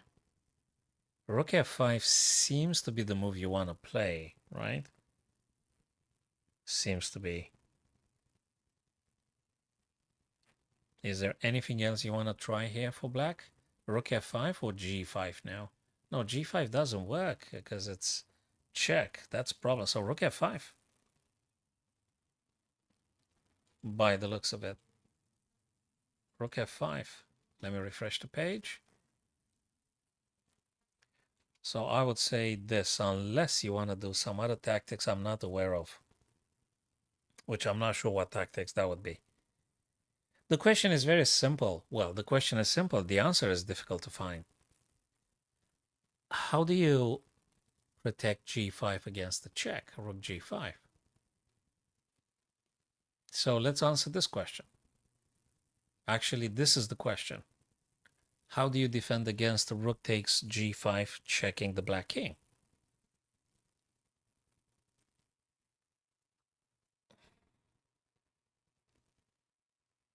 And the only answer I can find in my head is rook f5. But it might be some other things I'm missing. There you go. Just that I would have played it maybe in under a minute. He did spend a bit more, but I think it's quite critical to play the right stuff. Rook f5, as I had suggested, because you can't lose that pawn. And now, my friends, another universe opening up, another branch, another thing. Queen e2. He didn't play knight e3, which I did speculate. I'm not sure if that was the best move for white. He played queen e2, defending the rook and making a battery to take on e6, the bishop, with the rook and the queen together. Now what do you play? White is attacking on e6. Do you take or do you defend? I was about to say, and the answer, there you go. He chose to defend the bishop, centralizing the king, which I think is cool stuff. You want to get the king closer. And by the way, why not king f6 after all? King f7 to defend the bishop twice, which is attacked twice, and queen f6 to actually attack the rook twice, with the rook and with the king. To which white may reply knight d3.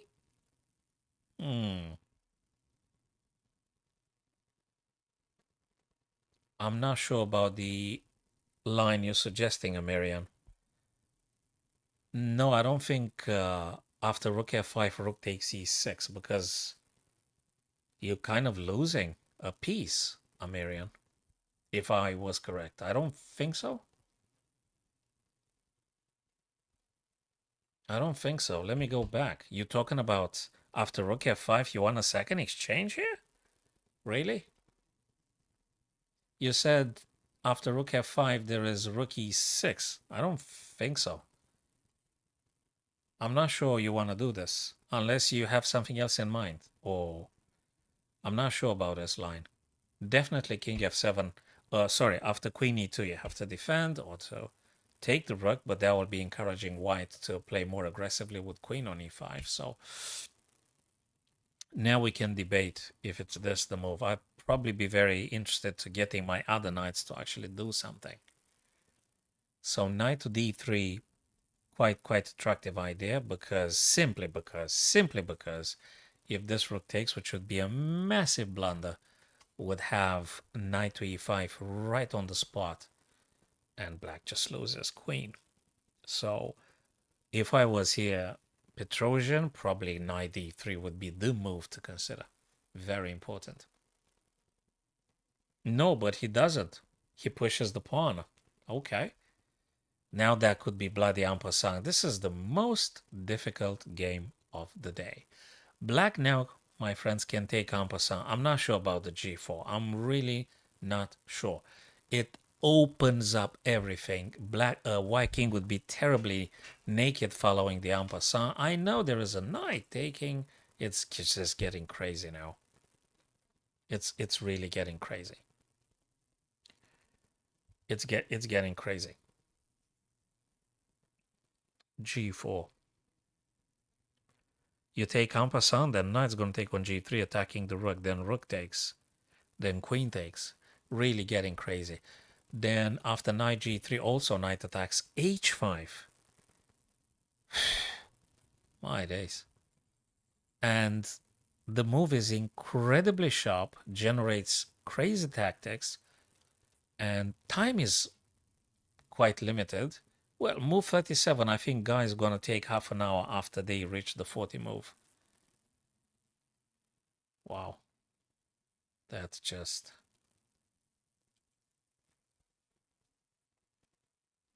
I'm not sure what is black supposed to be playing. I can speculate a little bit. Let me refresh the page. What is black supposed to be playing? Can you take? Kind of can. Yes, that was what I was thinking. And if nothing else works. Now, my God, this is a lot to take in. Still the bishop pair. I think black is still better. Do you play this? Yeah, but actually you're getting your bishop behind your own pawn. But for how long? Because this thing's going to be getting traded very soon. What do you take with? You take with this. Can you play this? Take with this. This is a lot to calculate. I don't think 4 or 6 minutes is enough to cover everything. For me, definitely it isn't. Luckily for both of them, guys, luckily for both of them, they reached move number 38. Very nice idea. Pertaining for this, going for this, primarily. Yeah, you can throw in a queen b2, but more importantly is the back rank queen f1. This is a killer. Because this and because this. And that's just a checkmate. That's just a checkmate. Okay, queen e5 protects the b2, but definitely we're looking at this. Queen f1. And checkmate in 2 after queen f1 if white allows it. So you mustn't allow this. And if you don't allow this, it's just, you could do c7, but there is bishop blocking the check from queen on c7. Yeah, you could go for the bishop. My God. What do you play? You move the king, though. And then I'm taking, oh my God, this... Whoa, whoa, whoa, whoa, whoa. Still, I think black's better. You grab more than the other guy. I think you should play king f6. Oh my God, he doesn't. He does not play king 2. It might have been some other forms of check. It might have been something else if king was here, I guess. King e8. This is getting really, really crazy now. And look at the power of the bishops. The bishops can attack long range, whereas the knight are confined to the back rank. It's painful to having the knights. Look at the bishops and look at the knights now, guys. Okay. He didn't want to get checked anymore. So king e8, he played it, amongst others, because he doesn't want to get checked anymore. And whatever you play, I mean, you can capture the bishop, but there is queen takes on f1 check. You're going to have to play here. And I guess I can take another knight, and I'm protecting my guy. And you having just a couple of checks, but then my king just goes away. You won't having... I'm actually winning with black here. It's a very tough one out there, Amerian. On Twitch, apologies. On Twitch, unless you're Hikaru with thousands of viewers or whatever, on Twitch they put you on the last page. So whatever you try to stream now, you will be on the last page because, you know, you're like an average content creator, etc. So you won't have visibility unless you multi-stream and you did ads and promotions and things. So on Twitch it's very difficult. You gotta like, you know, tell the people that you're coming every evening 6 p.m. For instance, I normally try to stick to a schedule. I try to ask them to subscribe to your channel and, you know, so they get notifications when you go live, and try to make it like a habit or something. Weekdays, 6 p.m., say, something like that. And just stick to that program, do multi-broadcasting, and be persistent. But it's a very tough job. A very tough job. Now, if you got some money to be investing into adverts and commercials and stuff, that might be increasing the chances to getting more people. Yeah. Knight h2. So if you play knight h2, obviously preventing this.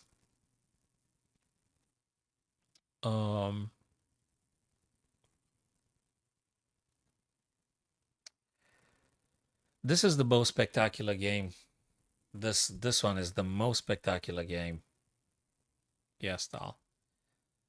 Hello, Kumar. So knight h2, purely defensive, and look how painfully the knight is positioned here. The knight on h2 is an absolute pain to play with that knight. The only thing the knight does is just to defend against queen f1. It's a disaster. I mean, it's so difficult to look at this position. White is probably suffering big time. He gained half an hour, but the other guy is going to take half an hour as soon as he plays the next move. He got 3 minutes to find out something decent in this position here. So, not sure what it does. He does this. You don't want to trade queens, right? Because if you want to trade queens, you just play this. You just play queen b6, threatening checkmate, to which white will take you back straight away. Maybe that's the correct way to play. You know, simplifying. You've got the bishop pair. You've got a pawn right in the middle. White is very passive. Knights are badly positioned. Back rank, only defensive purposes. As soon as you move the pawn, the bishop attacks everywhere, and if this guy plays you're gonna take, they take, you take again, you've got to pass. Maybe the easiest way for black is to do queen b6 and just play the long game, having the advantage of the bishops and stuff. Very difficult to assess it here. Queen b6. You could also go bishop b6 if you want. I guess you can. I don't think it's a massive blunder. You're going to get checked every now and then, but I guess you can get out of the checks. Bishop f2. That makes sense as well. Modern Tal, I'm reading your question. Bishop f2 seems to be an attacking move at least. Bishop f2. That's an attacking move for sure. It's an attacking move. And asks a question to the knight. Where do you go? Spot on. Good question. I think I like it. I think I like your move very much, Tal. That's a good one. I'm not sure what White's supposed to play after bishop f2. Dropping the queen on the back rank. It's horrible. But my God. Bishop f2 actually attacks a knight. I think it's even better. So bishop d4, I don't think it's that bad, but bishop f2, I think it's a killer. Bishop f2 definitely is something. And I hope Amin Tabatabai moves because he's like 50 seconds. I don't see it. Yeah, me neither. I think white is cooked here. I think you're done. I think it's a -1. Let's find out. Are you kidding me? It's -2.8. It's almost -3. White is dead. You done. You're very much done here. Let's just explain for all of our friends, current friends, and maybe future visitors. Knight h2 is non-existent. Knight e1 is on the back rank, can't go bloody nowhere. The bishops are covering everything. There is no checks that white can give to the black king. Following bishop f2, I think white can just very well resign. I'm not sure what you're going to do. I mean, you could do stuff, but it's just a disaster. Whatever you do, it's a disaster. He went bishop b6, which I did absolutely speculate. I did say bishop b6. That was one of my suggestions, playing bishop b6. I did say that. If that's the most sound move, I don't know. It's not a blunder. You're not losing. You might get checked on queen b8 or something, but it's not a blunder. King's still going to move out of check. Not a problem. And attack the queen. And you're very powerful with the black pieces. It could have been bishop f2, maybe a better move. Maybe a better move, bishop f2. But bishop b6 definitely playable. Not a blunder. And you maintain the attacking power of your bishop pair, which is killing everything. Everything's fine. For black, that is. Yeah, I think white probably will be resigning very, very soon. Just need to maintain the status quo. Try get that queen to attack more. Queen b2, things, stuff. Queen e2. Oh boy. So the queen has to go. I don't know. If queen goes places, I don't even know what that means. You have stuff, many stuff to consider everywhere. Queen goes. I mean, you got so many things to consider. I don't know where the white queen goes, but whatever you go, there is an antidote. So let's just put it this way. White queen is currently under attack. You have to move it somewhere. Whatever you choose to go with the queen, there is at least one reply that black can give. And what is good about black is that black has got a plethora of very good options. I don't think it's just one good option for attacking black-wise. Black has gotten many things to consider, and that looks great. Yeah, everything is defensive. Queen e5 would be probably the most aggressive move for white. Modern Tal, that's exactly right. Queen e5 would be attacking a pin, defending this guy, attacking the bishop a little bit. Sure, absolutely.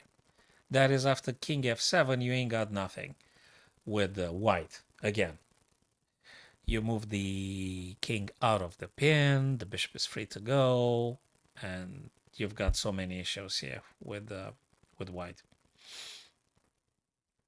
And that's just one idea. It might be some other ideas too. And now because black Tabata Bay has gotten half an hour, he gonna find everything.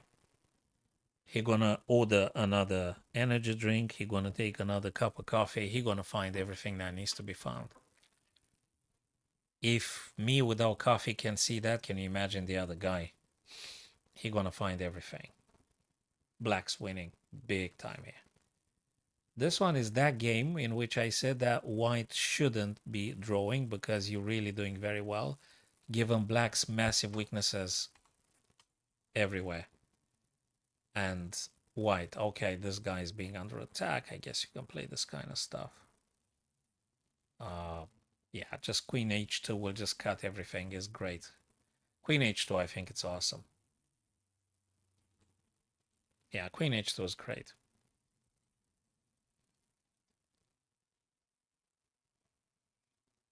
I think white should be trying to forcing a win here, white. Yeah, queen h2 springs to mind. You could do queen g3, but yeah, okay, queen g3, queen h2. Which one is it? You could do check. That works too. I like the check. They are better. Check. No. And now you're in a pin. Yeah, okay, you still have to engineer something. Yeah, just move. King. Give it a tempo. See.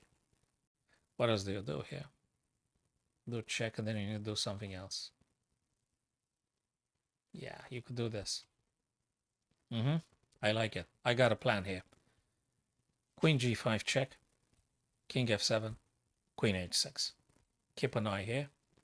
And keep an eye here. And let black play something. Black has a problem here. After queen g5, the problem is for black, not for white.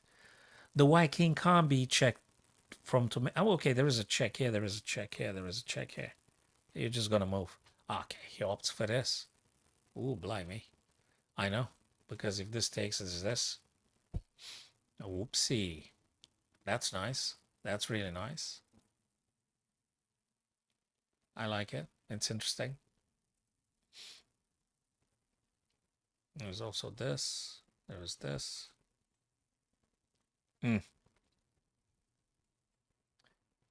Yeah. Only 2 games left. Bluebaum and Hake drew. We kind of said it was a draw some ages ago.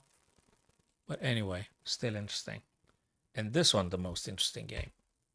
So following bishop b6, white plays, Petrosian Manuel plays queen to d6, sort of attacking the bishop. Now, I think you can play king f7. What was top engine move? Yes, I don't know. I didn't ask the engine. Queen a8 was a top engine move. Well, those guys are super grandmasters, so that shouldn't be a big surprise, of course. Cool stuff. So, queen d6 makes sense. King f7 makes very much sense. And again, black is doing better. That's the most beautiful game, and totally black should be winning here, guys.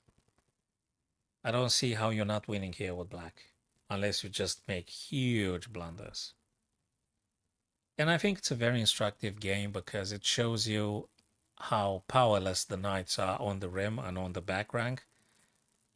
And it shows you how powerful the bishops are on an open position with all those open diagonals. And the black queen is incredibly active, very well positioned, looking at b2 constantly, denying knight f1 all the time. Hell, you could even try and think about this one right now, although you got to be careful about if queen takes it's acceptable to you. Check. You got to be careful about this one. You know something? I think I would play king f7 for the time being. I wouldn't rush. I would just play this. I would just play this. It might be some other things. I would just play king f7 and king f7. You know, just do king f7.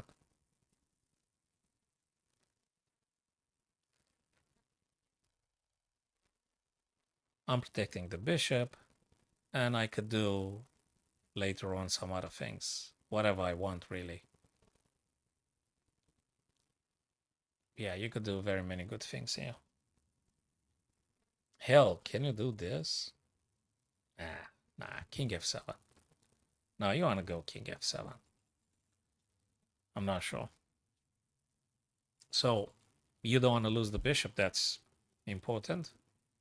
Or you want to give the dark square bishop, you need to analyze more. Queen e2, queen takes, check. They can block or move. Check again.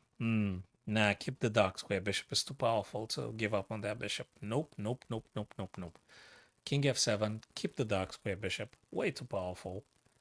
Just dominating everywhere. No, you shouldn't be giving that bishop just yet for the knight on e1. It's totally not worth it. I'm not sure. It could be. Could be relative or could be just one of those very common names in Armenia, I guess. So it could be like, Petrosian could be a common name in Armenia. So, like half the country has the name, so to speak. I mean, I'm speculating. I have no idea. But it could be like it's a very common name and yeah. But that doesn't mean they might not be related. Maybe they are. Maybe they are. Alrighty now. Oof, where is it? Okay, cool. So guys, we're gonna be pausing it for the time being.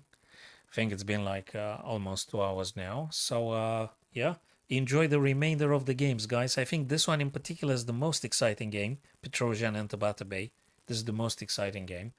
So tomorrow being Monday, guys, I reckon tomorrow evening, 6 p.m.-ish, we'll definitely give it a shot with maybe we're going to do an arena together. And if you're coming tomorrow, who is the other friend of our Vezo? If you're coming tomorrow evening, maybe we can look at your game. Okay? Thanks very much, guys. And thanks for joining the stream today. And see you tomorrow evening then. Cheers, pals. Thank you.